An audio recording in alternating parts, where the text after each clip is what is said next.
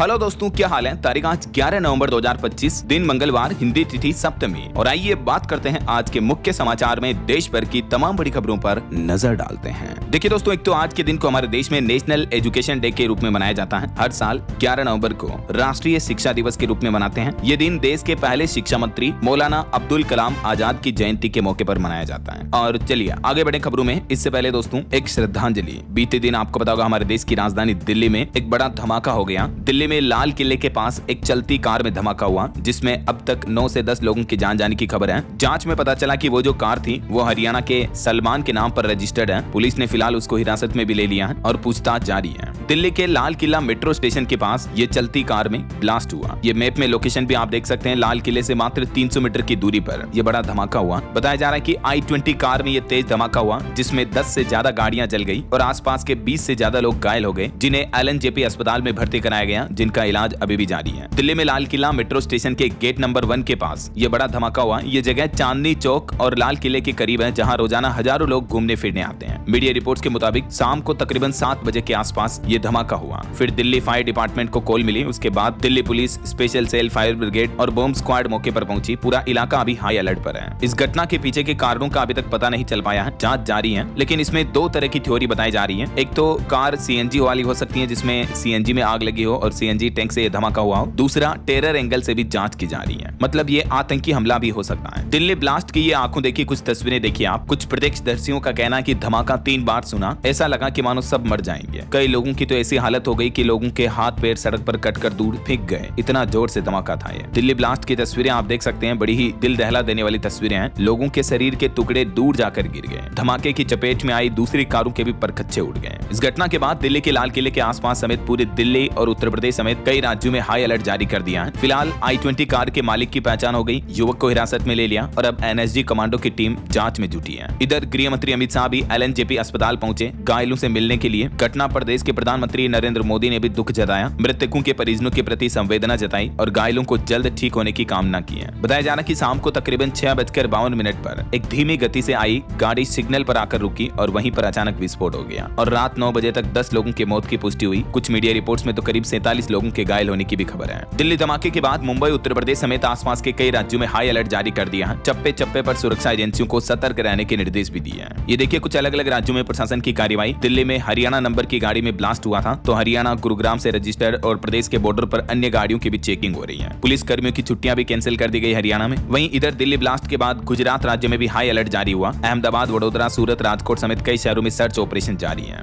हिमाचल प्रदेश तक में सरकार ने अलर्ट जारी कर दिया। बॉर्डर एरिया के इलाकों में चौकसी बढ़ाई। DGP ने सभी संदिग्ध वाहनों की जांच के आदेश दिए। दिल्ली ब्लास्ट के बाद पंजाब में भी रेड अलर्ट जारी हुआ। पुलिस फोर्स तैनात है, चेकिंग बढ़ाई गई। चंडीगढ़ में भी हाई अलर्ट घोषित किया। इधर देखिए राजस्थान राज्य में भी हाई अलर्ट जारी हुआ। दिल्ली में धमाके के बाद भीड़ वाली जगहों पर देर रात तक चेकिंग चली। राजस्थान अजमेर दरगाह के बाहर भी RAC जवान तैनात किए गए और यहाँ भी पुलिस कर्मी की छुट्टियां निरस्त कर दी गई है। और दिल्ली ब्लास्ट में उत्तर प्रदेश के अमरोहा के भी एक युवक की मौत होने की खबर है। यूपी में भी आगरा, गाजियाबाद और देवरिया के 3 लोग घायल हो गए। पूरे उत्तर प्रदेश में अभी प्रशासन ने हाई अलर्ट जारी कर रखा है। और बिहार में जहां अभी चुनावी माहौल चल रहा है और बिहार के तो आज चुनाव भी होने वाले हैं, तो दिल्ली ब्लास्ट के बाद पूरे बिहार में हाई अलर्ट घोषित किया। नेपाल बॉर्डर सील कर दी गई है। पटना जंक्शन पर पहुंची ATS की टीम। आज बिहार के 20 जिलों की 122 सीटों पर वोटिंग होनी है और वोटिंग से पहले दिल्ली में ये जो ब्लास्ट होना वाकई में बड़ी चिंता की बात है और प्रशासन के लिए भी सतर्क रहने की बात है, क्योंकि बिहार में आज अंतिम चरण के मतदान होने जा रहे हैं। 122 सीटों पर तकरीबन 3.5 करोड़ से भी ज्यादा मतदाता चुनेंगे अगली सरकार। आज बिहार विधानसभा चुनाव के ये दूसरे चरण की वोटिंग होगी। मतदान को लेकर EVM लेकर रवाना हुए देर रात मतदान कर्मी और यही वजह है कि बिहार में अभी नेपाल बॉर्डर को भी आज 11 नवंबर तक सील कर दिया है। वहीं देखिए दोस्तों, इधर आतंकी कनेक्शन में उत्तर प्रदेश और हरियाणा से 3 डॉक्टरों को भी अरेस्ट किया। यूपी लखनऊ से एक महिला डॉक्टर भी गिरफ्तार हुई। उसकी कार से AK-47 राइफल भी मिली थी। जम्मू अनंतनाग जिले में भी सिक्योरिटी फोर्सेज ने सर्च ऑपरेशन चलाया। जम्मू कश्मीर पुलिस ने हरियाणा के फरीदाबाद से लखनऊ तक अभियान चलाकर तकरीबन 2900 किलो विस्फोटक जब्त किया है। अभी आपको पता होगा 2-3 दिन से एक डॉक्टर के मामले पर खबरें आ रही थी कि उसके यहाँ विस्फोटक सामग्री भी बरामद हुई, AK-47 गन वगैरह भी मिली थी। तो उसके बाद अभी जम्मू कश्मीर अनंतनाग जिले में सर्च ऑपरेशन भी चलाया जा रहा है। ये वो डॉक्टर आप देख सकते हैं जो ये आतंकी गतिविधियों में पाए गए। दिल्ली में दोस्तों अब तक कब आतंकी हमले हुए हैं, जिसमें 92 लोगों की जाने गई है। 2005 से लेकर 2008 के बीच भी दिल्ली में काफी ब्लास्ट की घटनाएं देखी गई, तब भी 92 लोग मारे गए थे। और एक बार फिर से देश की राजधानी दिल्ली दहल उठी कल शाम की इस घटना से, राइट। तो ये रहे दिल्ली से जुड़े सभी अपडेट्स एक साथ मैंने आपको बता दिए। चलिए फिलहाल आगे बढ़ते हैं खबरों में। देखिए आप अगला अपडेट, फैमिली पेंशन को लेकर सरकार ने नया नियम लागू किया है। अब माता पिता दोनों को देना होगा लाइफ सर्टिफिकेट। जी हाँ दोस्तों, सरकार ने यह स्पष्ट कर दिया है कि जिन माता पिता को अपने सरकारी नौकरी करने वाले संतान की मृत्यु के बाद पेंशन मिलती है, उन्हें भी अब हर साल अपना अपना लाइफ सर्टिफिकेट देना होगा और दोनों को देना होगा। पहले ये नया नियम कार्मिक लोक शिकायत और पेंशन मंत्रालय ने लागू किया है और इस नियम का मकसद ये तय करना है कि पेंशन सही शख्स को सही घर को मिले। जो माता पिता बढ़ी हुई पेंशन 75% वाली इनेंस रेट ले रहे थे, तो उन्हें अभी तक तो ये साबित करने के लिए हर साल लाइफ सर्टिफिकेट देने की जरूरत नहीं होती थी, लेकिन अब देना पड़ेगा। सरकार ने अपने निर्देश में क्लियरिफिकेशन जारी कर दिया है। और वहीं हमारे देश भर में भी पेंशन भोगियों के डिजिटल सशक्तिकरण के लिए डीएलसी अभियान 4.0 देश भर में शुरू हो चुका है। नवंबर से शुरू हुआ इस अभियान को 30 नवंबर तक चलाया जाएगा और इस अभियान का मकसद है देश भर में अलग अलग जगहों पर कैंप लगाए जाएंगे और डिजिटल तरीके से लोगों के लाइफ सर्टिफिकेट वेरीफाई किए जाएंगे, है ना। चलिए अगली बड़ी खबर देखिए। जहरीली कफ सिरप के बाद अब सरकार और सख्त हुई और अब सभी दवा फैक्ट्रियों को जनवरी 2026 तक अपनाने होंगे अंतर्राष्ट्रीय नियम। हाल ही में आपको पता होगा बच्चों के खांसी की सिरप से कई मौत के मामले सामने आए थे मध्य प्रदेश, राजस्थान वगैरह इन राज्यों में। तो उसके बाद अब सरकार ने दवा कंपनियों के खिलाफ कमर कस ली है और जनवरी से ही सभी दवा फैक्ट्रियों को अंतर्राष्ट्रीय मानकों पर काम करना होगा, वरना उन दवा कंपनियों पर ताले भी लग सकते हैं। सरकार की तरफ से सख्त चेतावनी दी गई। चलिए अगली खबर देखिए। बिहार चुनाव के बीच लैंड फॉर जॉब केस में लालू यादव के परिवार को बड़ी राहत मिली। अभी उनके केस पर सुनवाई अगले महीने 4 दिसंबर तक टाल दी गई है। और खबर है इंडिया से वंदे भारत ट्रेन ले सकता है अंगोला। अभी देश की राष्ट्रपति द्रौपदी मुर्मू जो अंगोला के दौरे पर गई हुई है, तो इस दौरान भारत और अंगोला के बीच 3 अहम समझौतों पर हस्ताक्षर हुए हैं और अंगोला ने भारत की वंदे भारत ट्रेन में भी रुचि दिखाई है, जिसके लिए भी जल्दी भविष्य में समझौता हो सकता है ऐसा। और वहीं देखिए, किसानों के हित में देश के केंद्रीय कृषि मंत्री शिवराज सिंह चौहान ने कहा कि सभी राज्य किसानों से श्री अन्न खरीदकर मिड डे मील में इस्तेमाल करें। सभी राज्य सरकारों को केंद्रीय कृषि मंत्रालय की तरफ से ये निर्देश जारी किए गए। और देखिए, उत्तर प्रदेश में मुख्यमंत्री योगी आदित्यनाथ ने बड़ा ऐलान किया। यूपी के सभी स्कूलों में वंदे मातरम का गायन करना अनिवार्य होगा। प्रदेश भर के सभी स्कूलों के लिए नया नियम लागू हो चुका है। सीएम योगी ने गोरखपुर में एकता पदयात्रा के दौरान ये बड़ी घोषणा की है। मुख्यमंत्री ने कहा कि कोई भी धर्म राष्ट्र से ऊपर नहीं है और इसलिए सभी स्कूलों में अब वंदे मातरम का गान करना कंपलसरी होगा ना। चलिए अगली बड़ी खबर देखिए। सरकार का बड़ा फैसला, ई कॉमर्स साइट्स पर अब कंट्री ऑफ ओरिजिन फिल्टर होगा जरूरी। भारत सरकार के उपभोक्ता मामलों के विभाग की तरफ से ये नया ड्राफ्ट जारी किया है। यानी अब आप जैसे अमेजोन, फ्लिपकार्ट वगैरह किसी भी ऑनलाइन प्लेटफॉर्म से कोई भी शॉपिंग करते हो तो आपको एक नया फिल्टर दिखेगा, कंट्री ऑफ ओरिजिन यानी निर्माण देश। जैसे ई कॉमर्स प्लेटफॉर्म पर अलग अलग फिल्टर होते हैं ना, sort by price wise, colour filter होते हैं, अलग अलग मॉडल फिल्टर होते हैं। तो वैसे ही अब जैसे मान लीजिए आप अमेजोन, फ्लिपकार्ट पर कोई प्रोडक्ट सर्च कर रहे हो, ठीक है ना, तो उस प्रोडक्ट में पर्टिकुलर आपको मेड इन इंडिया कंट्री का प्रोडक्ट चाहिए, made in China, made by Japan, इस तरह से अलग अलग कंट्री के जो प्रोडक्ट हैं वो भी फिल्टर करने का ऑप्शन मिलेगा ऑनलाइन शॉपिंग में, है ना। सरकार का कहना है कि आत्मनिर्भर भारत और वोकल फॉर लोकल को बढ़ावा देने के लिए नई पहल की जा रही है। हालांकि सरकार ने अभी इस पहल पर जनता से भी सुझाव मांगे हैं और सरकार के इस बदलाव से ई कॉमर्स कंपनियों पर क्या असर पड़ेगा देख सकते हैं आप जानकारी। तो अब जो भी इंपोर्टेड चीजें ऑनलाइन बेचने वाले प्लेटफॉर्म है उनको कंट्री ऑफ ओरिजिन भी बताना होगा। सरकार की तरफ से ये नए नियम का ड्राफ्ट जारी किया है। चलिए दोस्तों अगला अपडेट देखिए। बागेश्वर धाम के पंडित धीरेन्द्र कृष्ण शास्त्री की पदयात्रा में कई मुस्लिम लोग भी उतरे और बोले कि हमारा भी हिंदू राष्ट्र को समर्थन है। हिंदू मुस्लिम एकता की अनोखी पहल देखने को मिली है सनातन हिंदू एकता पदयात्रा में, जहां मुस्लिम समुदाय के लोगों ने भी बढ़ चढ़कर हिस्सा लिया और मुस्लिम लोगों ने भी जय श्री राम के नारे लगाए और मुस्लिम समुदाय के लोगों ने कहा कि हम बाबा बागेश्वर के हिंदू राष्ट्र के समर्थन में हैं, हमारे पूर्वज भी श्री राम ही हैं। तो ये वाकई में बहुत ही अच्छी हिंदू मुस्लिम एकता की पहल देखने को मिली इस पदयात्रा में। ये कुछ तस्वीरें आप देख सकते हैं। वैसे दिल्ली की ब्लास्ट घटना के बाद हरियाणा में बागेश्वर धाम के पंडित धीरेन्द्र शास्त्री की सुरक्षा भी बढ़ा दी गई और इस यात्रा में बागेश्वर धाम के पीठाधीश्वर भी बोले कि मुसलमानों को गालियां देने वाला कभी हिंदू नहीं हो सकता है। उन्होंने भी मुस्लिमों के प्रति अच्छा सपोर्ट दिखाया। वहीं दिल्ली ब्लास्ट की घटना के बाद धीरेन्द्र शास्त्री की सुरक्षा बढ़ी, पुलिस की 2 कंपनियां बढ़ाई गई। पद यात्रा में एक घटना भी हो गई, दुकान का छज्जा गिरने से कई लोग घायल भी हो गए। ये बागेश्वर धाम की पद यात्रा से जुड़ी कुछ तस्वीरें भी आप देख सकते हैं। इस यात्रा में राजस्थान के मेवाड़ राजघराने के लक्ष्यराज सिंह भी शामिल हुए इस पद यात्रा में। उनके साथ यात्रा में करीब 30,000 लोग चल रहे हैं अभी। चलिए अगली खबर देखिए। आधार कार्ड को लेकर सरकार का एक नया अपडेट सामने आ रहा। अब नए फीचर्स और बेहतर सिक्योरिटी के साथ आ गया नया आधार ऐप। घर बैठे आपके सारे काम हो जाएंगे और कहने का मतलब अब आधार कार्ड पर पूरा आपका नियंत्रण होगा। उदय की तरफ से यह नया मोबाइल ऐप लॉन्च किया गया है जिसमें आपको गोपनीयता उपकरण और बायोमेट्रिक लॉक फीचर भी मिलेगा। इस नए आधार ऐप के जरिए QR से आप डिटेल शेयर कर सकेंगे। फिजिकल आधार कार्ड की जरूरत भी नहीं होगी। एक फोन में 5 फैमिली मेंबर के आधार कार्ड भी रख सकेंगे। Unique identification authority of India यानी उदय ने आधार कार्ड का ये नया मोबाइल ऐप लॉन्च किया है। जैसे मतलब डिजी लॉकर वगैरह है ना, वैसे ही इस आधार ऐप में आप 5 आधार प्रोफाइल स्टोर कर पाएंगे और इसी ऐप में आपको जानकारी शेयर करने का ऑप्शन भी मिलेगा। ये ऐप में अकाउंट सेट करने की प्रोसेस क्या है, इसके भी कुछ स्टेप्स आप स्क्रीन पर देख सकते हैं। पहले वाला जो ऐप था एम आधार, उसका नाम था। अभी आपको गूगल प्ले स्टोर या ऐप स्टोर पर सिर्फ आधार लिखकर सर्च करना और ये ऐप मिल जाएगा। ध्यान रहे ऑफिशियल ऐप ही डाउनलोड करें ताकि किसी तरह की धोखाधड़ी आपके साथ ना हो। और भी इस ऐप में आपको कई फीचर मिलेंगे, जैसे ये ऑफलाइन भी वर्क करेगा, बिना इंटरनेट के भी आप आधार वगैरह के डेटा देख सकेंगे।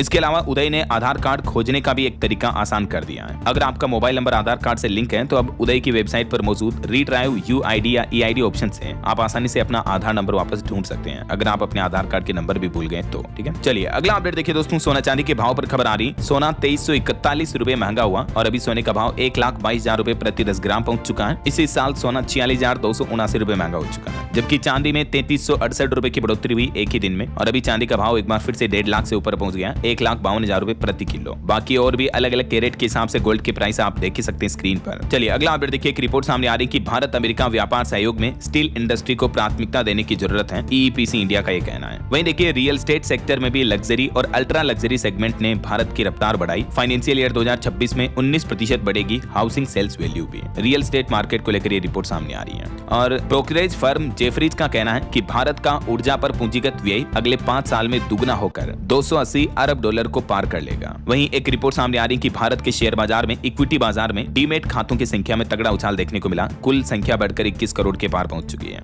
यानी ज्यादा से ज्यादा लोग आजकल स्टॉक मार्केट में जुड़ रहे हैं। सिर्फ बीते महीने अक्टूबर में ही 30 लाख से ज्यादा नए डीमेट खाते खुले हैं। चलिए अगला अपडेट देखिए दोस्तों। दिल्ली में बनेगी देश की सबसे आधुनिक स्पोर्ट्स सिटी। तोड़ा जाएगा जवाहरलाल नेहरू स्टेडियम और इसे तोड़कर 102 एकड़ में एक आधुनिक स्पोर्ट्स सिटी बनाई जाएगी। खेल मंत्रालय कतर और ऑस्ट्रेलिया जैसे देशों के मॉडल का अध्ययन कर विश्व स्तरीय सुविधाओं के साथ इसे विकसित किया जाएगा। ये केंद्र सरकार का नया प्लान है और खेल मंत्रालय के साथ मिलकर इस परियोजना को अंजाम दिया जाएगा। चलिए अगला अपडेट देखिए दोस्तों। अब भारत से लेकर बहरीन तक भी चलेगा UPI. Real time money transfer की सुविधा शुरू हो चुकी है। जी हाँ, यूपीआई फैसिलिटी अब आपको एक और इंटरनेशनल कंट्री में देखने को मिलेगी। भारत और बहरीन के बीच अब यूपीआई के जरिए तुरंत पैसे भेजने पाने की सुविधा शुरू हो गई है। इसके लिए NIPL यानी NPCI इंटरनेशनल पेमेंट्स लिमिटेड और बहरीन की एक फिनटेक कंपनी बेनफिट के साथ साझेदारी हुई है और इससे दोनों देशों के बीच ट्रेड व्यापार भी बढ़ेगा। और वही खबर आ रही है, आज 11 नवंबर से ही नियमित चलेगी बनारस खजुराहो वंदे भारत एक्सप्रेस ट्रेन, जिसको हाल ही में पीएम मोदी ने हरी झंडी दिखाई थी। और इस ट्रेन का टाइम टेबल क्या होगा देख सकते हैं आप जानकारी। और बड़ी खबर देखिए, चंडीगढ़ PU में स्टूडेंट्स ने प्रदर्शन किया, गेट तोड़कर यूनिवर्सिटी में घुसे, पुलिस ने लाठीचार्ज भी किया, किसानों ने बैरिकेड तोड़ा, कैंपस में पक्का मोर्चा भी लगाया। चंडीगढ़ स्थित पंजाब यूनिवर्सिटी के सीनेट इलेक्शन की तारीख अनाउंस करने की मांग को लेकर ये बीते दिन बड़ा बवाल देखने को मिला। किसानों ने स्टूडेंट्स के साथ मिलकर मोहाली चंडीगढ़ बॉर्डर आने जाने वाली सारी सड़कें जाम कर दी और इस वजह से बच्चों को स्कूल लाने ले जाने वाले पेरेंट्स भी फंस गए। और पंजाब यूनिवर्सिटी में छात्रों ने हंगामा करते हुए चंडीगढ़ पुलिस गो बैक के नारे भी लगाए, पेरेंट्स भी पहुंचे और तकरीबन 2000 पुलिस कर्मियों ने संभाला मोर्चा। ये तस्वीरें आप देख सकते हैं। वहीं खबर देखिए, हरियाणा के मुख्यमंत्री नायब सिंह सैनी ने प्रधानमंत्री नरेंद्र मोदी से दिल्ली में तकरीबन 1 घंटा तक मीटिंग की। केंद्रीय फीडबैक के बाद कई मुद्दों पर चर्चा हुई। सैनी बोले कि 25 तारीख को कुरुक्षेत्र भी आएंगे पीएम मोदी।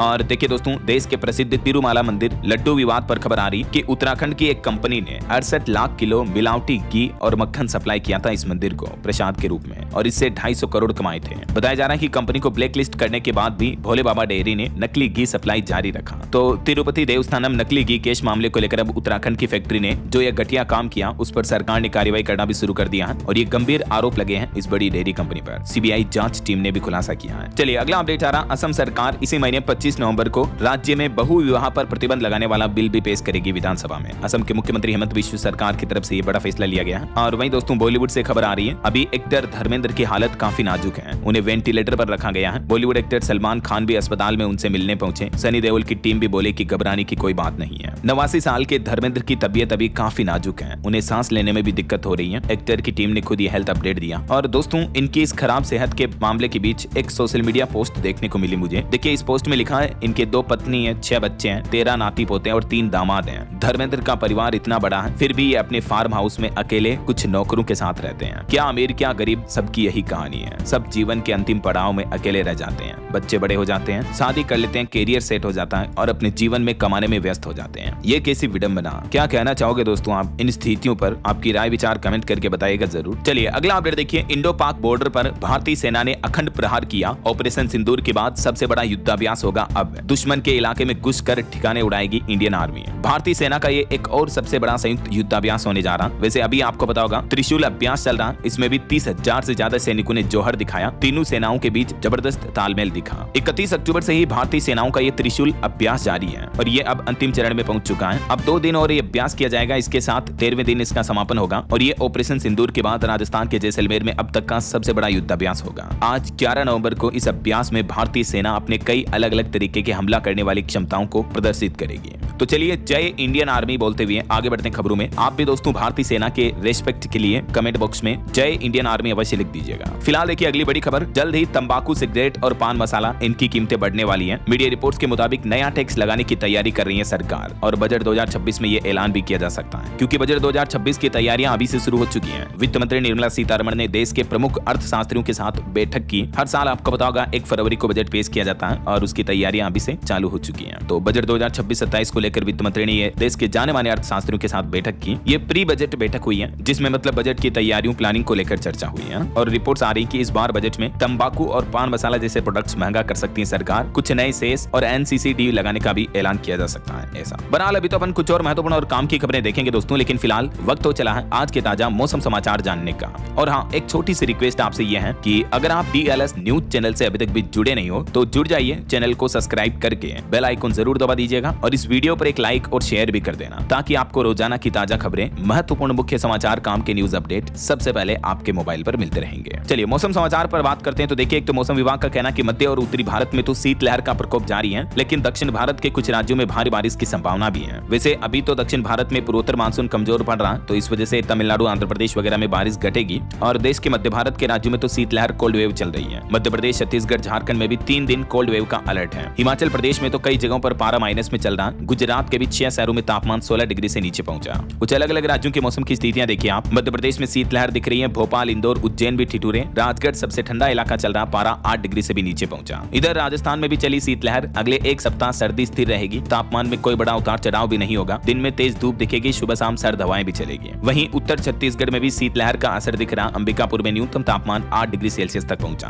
और झारखंड राज्य में भी अब कड़ाके की ठंड पड़ेगी। पलामू, गढ़वा समेत 5 जिलों में अगले 2 दिन शीतलहर की चेतावनी। पंजाब में भी तापमान में गिरावट का दौर जारी है। फरीदकोट में सबसे कम 8 डिग्री सेल्सियस दर्ज हुआ तापमान और प्रदूषण में भी कुछ कमी देखने को मिली है। वहीं पहाड़ी राज्य हिमाचल प्रदेश में देखिए, सीजन की सबसे ठंडी रात बीती। ताबो का तापमान -5.3 डिग्री तक लुढ़क गया और अभी तो कड़ाके की ठंड शुरू होने वाली है। दिल्ली, उत्तर प्रदेश, बिहार समेत कई राज्यों में मौसम विभाग ने ठंडी हवाओं, शीतलहर की चेतावनी जारी की है। बाकी और भी दोस्तों अगले 24 घंटों के दौरान देश भर में मौसम की संभावित गतिविधियां क्या रह सकती हैं, जिसकी जानकारी आप देख सकते हैं स्क्रीन पर। ओके, और चलिए मौसम के बाद आगे बढ़ते हैं अपन खबरों में। कुछ मार्केट अपडेट्स पर नजर डाल लेते हैं। देखिए, भारतीय शेयर बाजार में बीते दिन सेंसेक्स 319 अंक चढ़कर 83,535 पर बंद हुआ। निफ्टी भी 25,600 के करीब पहुंचा। IT और मेटल फार्मा शेयरों में तेजी देखने को मिली है। वहीं लेंसकार्ट का शेयर BSE NSE पर 3% गिरकर लिस्ट हुआ, 390 पर कारोबार कर रहा अभी, जबकि इसका IPO प्राइस 402 था। और वहीं खबर आ रही है, अमेरिकी राष्ट्रपति डोनाल्ड ट्रंप हर अमेरिकी नागरिक को 1,70,000 रुपए देंगे। उन्होंने कहा कि टैरिफ से बहुत पैसे आए हैं, इसका विरोध करने वाले मूर्ख हैं। और एक मीडिया रिपोर्ट आ रही कि अंतरराष्ट्रीय मार्केट में क्रूड ऑयल की कीमतें बढ़ने लगी हैं, क्योंकि अमेरिका में शटडाउन खत्म होने की उम्मीद दिख रही है। इसी वजह से क्रूड ऑयल की कीमतों में तेजी जारी है, तो इसका असर पेट्रोल डीजल की कीमतों पर भी देखने को मिल सकता है, क्योंकि मीडिया रिपोर्ट्स आ रही कि जल्द ही अमेरिका में खत्म होगा इतिहास का सबसे बड़ा शटडाउन। सीनेट में वोटिंग से पहले अमेरिकी राष्ट्रपति डोनाल्ड ट्रंप ने भी ये संकेत दिए हैं। अमेरिका में अभी 40 दिनों से भी ज्यादा समय से शटडाउन जारी है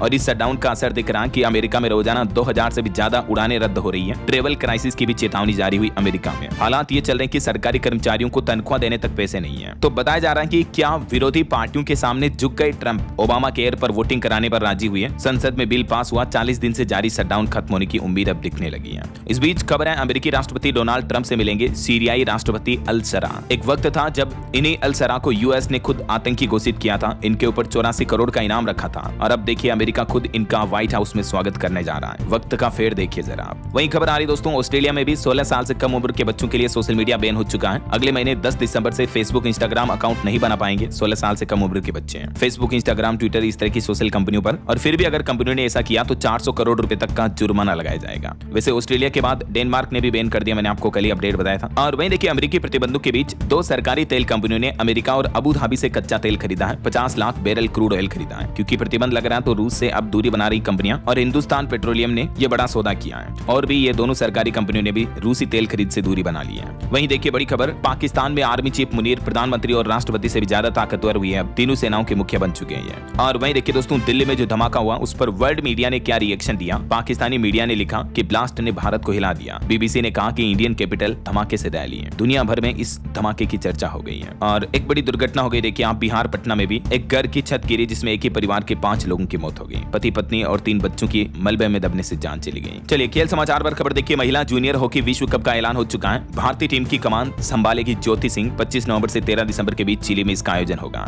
वहीं खबर है, साइप्रस पहली बार चेस कैंडिडेट्स की मेजबानी करेगा। 28 मार्च से 16 अप्रैल के बीच खेला जाएगा टूर्नामेंट। दुनिया के टॉप 8 खिलाड़ी इसमें हिस्सा लेंगे। पिछली बार आपको पता होगा डी गुकेश ने टूर्नामेंट जीता था। चलिए दोस्तों, बिहार चुनाव से जुड़े कुछ अपडेट्स देखते हैं फटाफट से। दूसरे फेज की 122 सीटों पर वोटिंग आज होने जा रही है और 45,000 से ज्यादा बूथों पर ईवीएम भी पहुंच चुकी हैं। बिहार के गया जी के 3 गाँव में तो 25 साल बाद वोटिंग हो गई है। और वहीं हाल ही में आपको पता होगा राहुल गांधी ने जो वोट चोरी का जो हाइड्रोजन बम फोड़ा था, जिसमें एक ब्राजीलियन मॉडल पर उन्होंने कुछ आरोप लगाए थे, तो अब वो ब्राजीलियन मॉडल बोली कि मेरा तो करियर बर्बाद हो जाएगा। राहुल गांधी को मैं नहीं जानती, जबकि कांग्रेस नेता राहुल गांधी ने कहा था कि हरियाणा में 22 बार इस मॉडल ने वोट डाला। तो इस मुद्दे पर भी अब काफी इंटरनेशनल कंट्रोवर्सी देखने को मिल रही है। और खबर है बिहार में 1,80,000 करोड़ का निवेश होगा, 25 नई चीनी मिलें भी खोली जाएगी। गृह मंत्री अमित शाह ने बिहार में चुनावी जनसभा में बड़ा ऐलान किया। और खबर देखिए, जमीन घोटाले पर बड़ी खबर आ रही है। 1800 करोड़ की जमीन 300 करोड़ में खरीदी। डिप्टी सीएम अजीत पवार का बेटा जांच के घेरे में आया। विपक्ष बोला कि सौदा सरकारी मंजूरी के बिना हुआ। महाराष्ट्र के डिप्टी सीएम के बेटे पर ये गंभीर आरोप लग रहे हैं। वहीं उत्तर प्रदेश के मुख्यमंत्री योगी आदित्यनाथ बोले कि जिन्ना पैदा न होने पाए दफन कर देना, बांटने वालों को पहचाने। यूपी के स्कूलों में रोज वंदे मातरम गाना भी अनिवार्य होगा। सीएम योगी ने गोरखपुर में तकरीबन 2 किलोमीटर तक पैदल यात्रा की और इस दौरान ये कुछ बड़े ऐलान किए। चलिए आगे बढ़ते हैं खबरों में, फटाफट से देखिए कुछ इंपोर्टेंट अपडेट्स। राजस्थान में अब सरपंच पंच प्रत्याशी पहले से ज्यादा खर्च कर सकेंगे। पंचायत चुनाव में खर्च सीमा 10% बढ़ाने की तैयारी की जा रही है। वहीं हाल ही में जो दिल्ली एयरपोर्ट पर टेक्निकल शटडाउन देखने को मिला था, उस पर खबर आ रही कि फ्लाइट के जीपीएस से छेड़छाड़ हुई। पायलट को रनवे पर भी खेत दिखे थे। आसमान में प्लेन के बीच दूरी बढ़ाकर हाथ से टाले गए।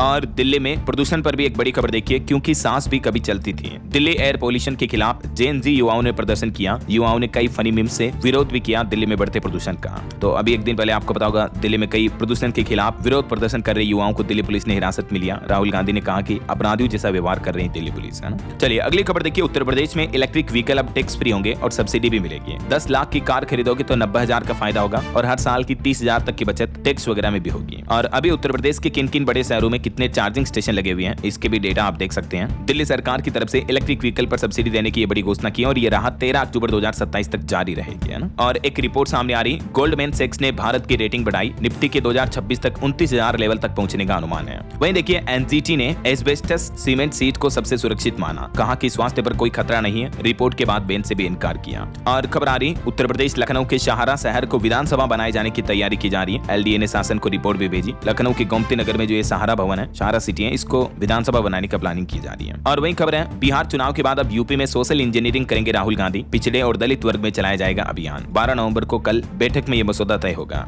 खबर है, केरल के किसानों को स्टार्टअप इकोसिस्टम में लाने के लिए लॉन्च करेगा agri next. Kerala startup mission पर यह नया प्लान बनाया जा रहा। और वहीं खबर देखिए, अमेज़न में शुरू हुई COP30 जलवायु वार्ता। दुनिया भर के देशों से एकजुट कार्रवाई की अपील की। अमेरिका के रुख से इस पर जटिलता भी बढ़ रही है। और डिजिटल लेन देन में तेजी के साथ ही रिपोर्ट आ रही कि यूपीआई से हर दिन करोड़ों का ट्रांजैक्शन हो रहा है, लेकिन साथ साथ फ्रॉड भी बढ़ रहा है। तो सरकार ने आम लोगों के लिए सूचना जारी की कि अगर आपके साथ किसी तरह का फ्रॉड हो जाता है तो तत्काल शिकायत दर्ज कराएं साइबर क्राइम पोर्टल के जरिए या 1930 कंप्लेन नंबर पर, है ना। चलिए खबर देखिए, गुजरात अहमदाबाद में इन्वेस्टर कनेक्ट का आयोजन होने जा रहा। Textile, pharma, food processing, electronics के निवेश में अवसर का मौका होगा। आज 11 नवंबर को छत्तीसगढ़ उद्योग और वाणिज्य विभाग की ओर से यह कार्यक्रम का आयोजन किया जा रहा। वहीं देखिए बड़ी खबर, कोर्ट के एक फैसले से बदल गई क्रिप्टो की दुनिया। ऐसे में क्या एक्सचेंज डूबा तो भी सेफ रहेगा आपका पैसा? दरअसल हाल ही में मद्रास हाईकोर्ट ने अपने एक ऐतिहासिक फैसले में क्रिप्टो करेंसी को भी संपत्ति का दर्जा दे दिया। इस फैसले से लाखों भारतीय निवेशकों को बड़ी कानूनी राहत मिली है। अब फ्रॉड या हैकिंग जैसे केस में एक्सचेंज के दिवालिया होने की स्थिति में भी हो सकता है आपकी क्रिप्टो करेंसी एसेट को कानूनी सुरक्षा मिल जाए। हालांकि कोर्ट ने यह साफ किया कि निवेशक सिर्फ यूजर नहीं बल्कि अपनी संपत्ति के मालिक है। ऐसा एक केस की सुनवाई करते हुए देख सकते हैं आप डिटेल जानकारी कोर्ट ने क्या कहा। 2024 में आपको पता होगा वजीर अक्ष पर भी साइबर फ्रॉड हुआ था, जिसमें काफी ज्यादा निवेशकों की क्रिप्टो करेंसी डूब गई थी, है ना। चलिए अगला अपडेट देखिए, स्टूडेंट के लिए बड़ी खबर आ रही है। यूजीसी ने बड़ी राहत दी। एडमिशन रद्द होने पर पूरी फीस लौटाएंगे कॉलेज। यूजीसी की तरफ से नया आदेश जारी किया सभी यूनिवर्सिटी के लिए। वहीं भारत और सऊदी अरब ने हज 2026 के लिए भी एक समझौता किया। यात्रियों को आधुनिक सुविधाएं मिलेगी। अब हज 2026 समझौते पर दोनों देशों ने हस्ताक्षर किए और 2.25 लाख तीर्थ यात्रियों का कोटा भी तय किया। वहीं खबर आ रही है, विदेशी मेले में एमएसएमई प्रोडक्ट्स बेचने के लिए वित्तीय सहायता देगी यूपी की योगी सरकार। 1 महीने पहले आवेदन करना होगा। और मध्य प्रदेश में अब हर महीने लाडली बहनों को मिलेंगे 1500 रुपए। शासकीय भवनों में लगेंगे सोलर पैनल भी। मध्य प्रदेश के मुख्यमंत्री डॉक्टर मोहन यादव की कैबिनेट बैठक में ये मंजूरी दी गई। ज्यादा जानकारी आप देख सकते हैं। और खबर आ रही है, हिमाचल प्रदेश में देखिए, हिम बस कार्ड अब स्कूल व कॉलेज में ही बनेंगे। नहीं लगाने पड़ेंगे कार्यालयों के चक्कर। नोडल अधिकारी भी तैनात किए जाएंगे। हिमाचल के स्टूडेंट्स को ये बड़ी राहत मिली है। वहीं उत्तर प्रदेश में एक बड़ा फर्जीवाड़ा सामने आया। देखिए आप, सरकारी मंडप में शादी करने चली शादीशुदा महिलाएं खुद ही, मतलब पहले ही शादी कर रखी है, बावजूद इसके मुख्यमंत्री सामूहिक विवाह योजना का फायदा लेने के लिए 2000 आवेदन में से 1000 आवेदन फर्जी मिले हैं। जो पहले शादीशुदा है वो भी इस योजना का लाभ लेना चाह रहे हैं। देखिए जरा, क्योंकि इस योजना में योगी सरकार लगभग 1 लाख रुपए तक का बेनिफिट देती है ना,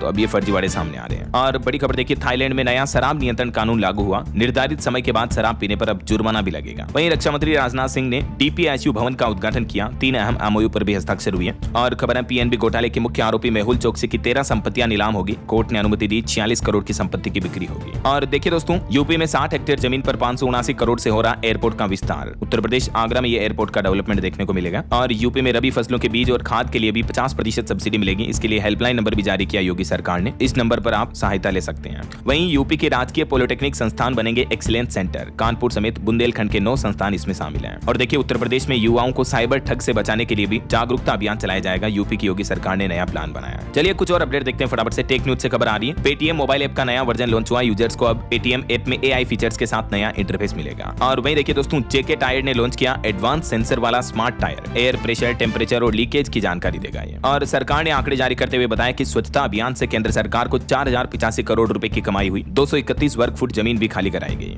वहीं खबर है, देश भर से 50 लाख से भी ज्यादा युवाओं ने भारत युवा नेता संवाद VBYLD 2026 क्विज में भाग लिया। और गृह मंत्री अमित शाह ने बड़ी घोषणा की, सरकार अगले 5 सालों में 2 लाख से भी ज्यादा आबादी वाले प्रत्येक शहर में शहरी सहकारी बैंक स्थापित करेगी। और केंद्रीय मंत्री डॉक्टर जितेंद्र सिंह का भी कहना है कि भारत आने वाले वर्षों में भारत की जैव अर्थव्यवस्था जो है 300 अरब अमेरिकी डॉलर तक पहुंचने की संभावना है। नेस्कॉम का कहना है कि भारत में 1760 से भी ज्यादा GCC अब वैश्विक उद्यम परिवर्तन करके नेतृत्व कर रहे हैं। वहीं दोस्तों, बेरोजगारी पर भी एक रिपोर्ट सामने आ रही है कि जुलाई सितंबर 2025 तिमाही में बेरोजगारी दर घटकर 5.2% रह जाएगी। NSO की तरफ से यह अनुमान लगाया गया है। और देश के रक्षा मंत्री राजनाथ सिंह का कहना है कि देश भर में साल 2024-25 में लगभग 1.5 लाख करोड़ रुपए से भी ज्यादा का रक्षा निर्माण किया गया। और वहीं खबर देखिए दोस्तों, देश की राजधानी दिल्ली में धमाके के बाद देश भर में हाई अलर्ट जारी हुआ। ब्लास्ट को लेकर गृह मंत्रालय की आज भी बड़ी बैठक होनी है। दिल्ली के लाल किले के पास धमाके के बाद दिल्ली में RSS मुख्यालय, NSA अजीत डोभाल और हिंदू एकता यात्रा की सुरक्षा भी बढ़ाई गई। वहीं एक दुखद खबर है, दिल्ली विस्फोट में हसनपुर के DTC परिचालक अशोक कुमार की भी मौत हो गई। उनके परिवार में मातम का माहौल है। और एक बड़ा खुलासा तो ये सामने आ रहा दोस्तों कि 2900 किलो विस्फोटक के जरिए दिल्ली ही नहीं बल्कि जम्मू कश्मीर समेत देश के कई हिस्सों को दहलाने का षड्यंत्र था। एक बड़ा खुलासा सामने आ रहा। रक्षा विशेषज्ञों का कहना कि इन बड़े आतंकी संगठनों की ये बड़ी साजिश थी।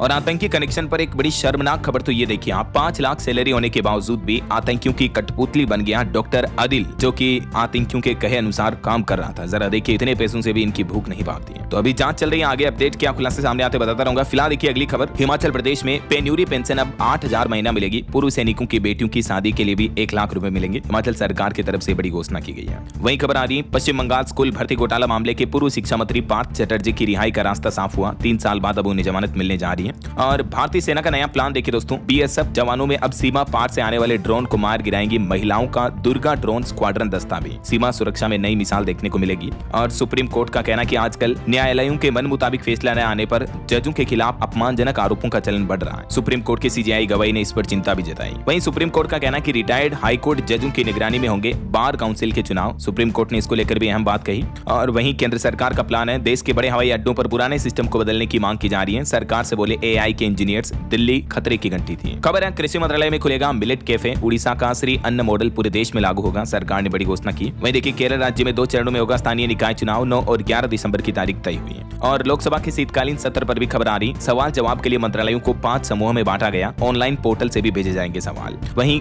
गर्भवती महिलाओं के लिए एक नई पहल देखिए, गर्भवतियों में रोकेंगे थायराइड विकार, कम होगा जोखिम। ICMR के वैज्ञानिक मिलकर इस पर अध्ययन करेंगे। और एक बड़ी चिंताजनक रिपोर्ट सामने आ रही दोस्तों की जल शोधन संयंत्र अनुमान से 2.5 गुना ज्यादा उत्सर्जित कर रहे हैं ग्रीन हाउस गैस। शोध में बड़ा खुलासा हुआ है। वहीं मध्य प्रदेश के मुख्यमंत्री की कैबिनेट बैठक में एक और फैसला लिया गया। CM ने ओंकारेश्वर परियोजना की बड़ी लागत को मंजूरी दी। लाडली बहनों को भी अब मिलेंगे 1500 रुपए। और खबर है, 14 नवंबर को होगा नशा मुक्त युवा विकसित भारत फिट राजस्थान कार्यक्रम का आयोजन। राजस्थान सरकार का ये प्लान है। कुछ और स्टेट न्यूज अपडेट देखते हैं फटाफट से देखिए आप। राजस्थान में निकाय पंचायत चुनाव में शैक्षणिक योग्यता अनिवार्य करने पर भी राजस्थान सरकार असमंजस में है और इस पर विचार विमर्श किया जा रहा है। और वहीं राजस्थान में वंदे भारत स्लीपर ट्रेन का खाली रेक ट्रायल भी सफल रहा। वहीं आज से रीवा दिल्ली के बीच भी हवाई सेवा शुरू होगी। मध्य प्रदेश के मुख्यमंत्री ने घोषणा की। और एक बड़ी भावुक कर देने वाली दर्दनाक खबर देखिए दोस्तों, मध्य प्रदेश के विदिशा का ये मामला है। कचरे से खाना खोजती एक बच्चे का वीडियो वायरल हो रहा है। PCC चीफ जीतू पटवारी बोले कि ये अराजकता पर गवाही है, पूरा मध्य प्रदेश हैरान है। ये विदिशा का वीडियो आज वाकई में पूरे भारत के लिए शर्मनाक है कि आज भी हमारे देश में ऐसी बच्चियां जो खाने के लिए भी तरस रही है। दिल रोने लगता है दोस्तों जब ऐसी खबरें देखता हूँ। तो सच में आप और हम तो कितने बड़े खुशनसीब हैं कि अच्छी जगहों पर रहते हैं, अच्छा खाना तो खाते हैं कम से कम रोजाना, फिर भी हमारी जिंदगी से शिकायत होती है। और खबर देखिए दोस्तों, कांग्रेस बोली फ्री में व्यापारियों का ट्रेड लाइसेंस बनाए सरकार। छत्तीसगढ़ सरकार से ये मांग की। वहीं देखिए हरियाणा की DGP का कहना कि शराब पीने वाले जाएंगे जेल, ड्राइवर के शराब खरीदने पर रहेगी निगरानी। उत्तराखंड राज्य में भी हाई अलर्ट जारी हुआ दिल्ली विस्फोट के बाद। और इधर उत्तराखंड में 22,000 संविदा कर्मी हड़ताल पर उतर आए हैं। उत्तराखंड के सभी जिले प्रभावित हैं। स्वास्थ्य सेवाओं पर भी सीधा असर दिख रहा है। और इंटरनेशनल न्यूज पर खबर आ रही है, बांग्लादेश में PM यूनुस के ग्रामीण बैंक ऑफिस के बाहर भी बम विस्फोट हुआ। राजधानी ढाका में कई जगह पर धमाके हुए हैं। और एक बड़ा खुलासा सामने आ रहा है कि हाफिज सईद बांग्लादेश से भारत पर हमले की तैयारी में है। लश्कर कमांडर ने बताया लड़ाकों को ट्रेनिंग दे रही है। ऑपरेशन सिंदूर का बदला लेने का प्लान किया जा रहा है। चलिए कुछ एजुकेशनल अपडेट्स देख लेते हैं फटाफट से। उत्तर प्रदेश में युवाओं के लिए रोजगार का अवसर है। सरकार ने शुरू की सबसे बड़ी होमगार्ड भर्ती। 45,000 होमगार्ड की भर्ती का जल्द ही ऑनलाइन एप्लीकेशन फॉर्म शुरू होंगे। वहीं उत्तराखंड में प्राइमरी टीचर के 1649 पदों पर भर्ती का नोटिफिकेशन जारी हो चुका है। लास्ट डेट रहेगी 30 नवंबर 2025। और AFCAT फर्स्ट 2026 का भी नोटिफिकेशन जारी हुआ। रजिस्ट्रेशन शुरू होने की तारीख भी बदली है। ज्यादा जानकारी आप ऑफिशियल पोर्टल पर चेक कर लीजिएगा। और वहीं देखिए दिल्ली धमाके के बाद पाकिस्तानी वायुसेना भी अलर्ट हुई। फाइटर जेट राजस्थान बॉर्डर पर गश्त कर रहे हैं। ब्रिटेन ने भी एडवाइजरी जारी की है कि लोग भारत पाकिस्तान बॉर्डर से 10 किलोमीटर दूर रहें। देखिए दुनिया भर में भारत की कितनी किरकिरी हो रही है इस घटना से। ओके, और अंत में आज के राशिफल पर नजर डालते हैं। देखिए आप कन्या राशि वालों के स्थान परिवर्तन के योग बनेंगे आज, और मीन राशि वालों की भी इनकम के सोर्स बढ़ेंगे। और भी कुछ अलग अलग राशियों का राशिफल आप देख सकते हैं स्क्रीन पर। और हाँ दोस्तों, आप मुझे कमेंट करके बताइए कि अभी जो भारत की तीनों सेनाओं का एक साथ युद्धाभ्यास चल रहा है, इस युद्धाभ्यास ऑपरेशन का नाम क्या है? कमेंट करके बताइए। सही जवाब देने वाले लोगों को रेंडमली सेलेक्ट होने पर DLS न्यूज टीम की तरफ से एक शानदार सरप्राइज गिफ्ट जीतने का मौका मिलेगा। और इसी के साथ ही अगर आपको वीडियो अच्छा लगा तो इसे लाइक करना, शेयर भी करना। DLS न्यूज चैनल को सब्सक्राइब करके बेल आइकन जरूर दबा देना। रोजाना ऐसी इंफॉर्मेटिव जानकारियां, महत्वपूर्ण समाचार देखते रहने के लिए। ओके, ख्याल रखिएगा अपने आप का, अपने परिवार का। मिलेंगे अगले नेक्स्ट अपडेट में। तब तक के लिए जय हिंद, जय भारत, वंदे मातरम।